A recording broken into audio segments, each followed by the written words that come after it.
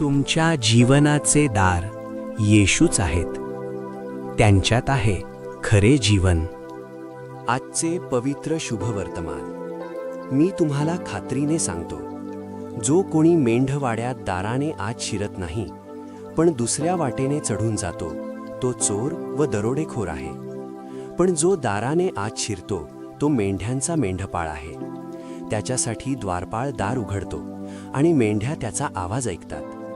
तो आपल्या मेंढ्यांना नावाने हाक मारतो आणि त्यांना बाहेर घेऊन जातो. जेव्हा तो आपल्या मेंढ्यांना बाहेर काढतो, तेव्हा तो त्यांच्या पुढे चालतो आणि मेंढ्या त्याच्या मागे जातात, कारण त्या त्याचा आवाज ओळखतात. त्या अनोळखी माणसाच्या मागे कोणत्याही प्रकारे जाणार नाहीत, उलट त्याच्यापासून पळून जातील, कारण त्या अनोळखी लोकांचा आवाज ओळखत नाहीत.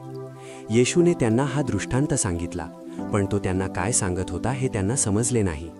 म्हणून येशू त्यांना पुन्हा म्हणाला, मी तुम्हाला खात्रीने सांगतो, मी मेंढ्यांचे दार आहे. माझ्यापूर्वी जे कोणी आले ते सर्व चोर व दरोडेखोर आहेत, पण मेंढ्यांनी त्यांचे ऐकले नाही. मी दार आहे.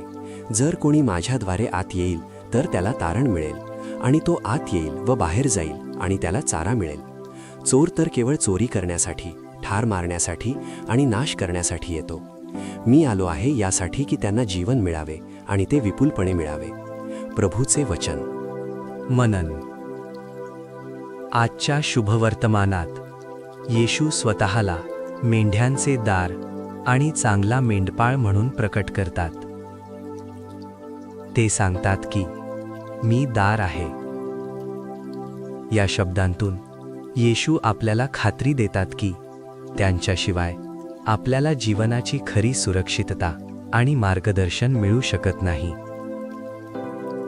आज अनेक जण आपल्याला वेगवेगळ्या मार्गांनी जीवनाचा अर्थ किंवा समाधान मिळवण्यास सांगतील. पण येशू स्पष्ट करतात की चोर तर केवळ चोरी करण्यासाठी, ठार मारण्यासाठी आणि नाश करण्यासाठी येतो. मी आलो आहे यासाठी की त्यांना जीवन मिळावे आणि ते विपुलपणे मिळावे.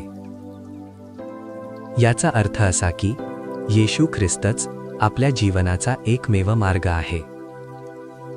त्यांच्या आवाजाला ओळखणे आणि त्यांच्या मागे जाणे यातच आपले खरे कल्याण आहे. आपण दररोज त्यांच्या वचनांवर मनन करून त्यांचा आवाज ओळखायला शिकूया आणि त्यांच्यात विपुल जीवन अनुभवूया. प्रार्थना करूया. हे प्रेमळ येशू, तूच आमच्या जीवनाचे दार आहेस आणि चांगला मेंढपाळ आहेस. याबद्दल आम्ही तुझे आभार मानतो. तुझ्याशिवाय आम्हाला खरे जीवन मिळू शकत नाही. कृपा कर की आम्ही नेहमी तुझा आवाज ओळखावा आणि तुझ्या मागे चालावा.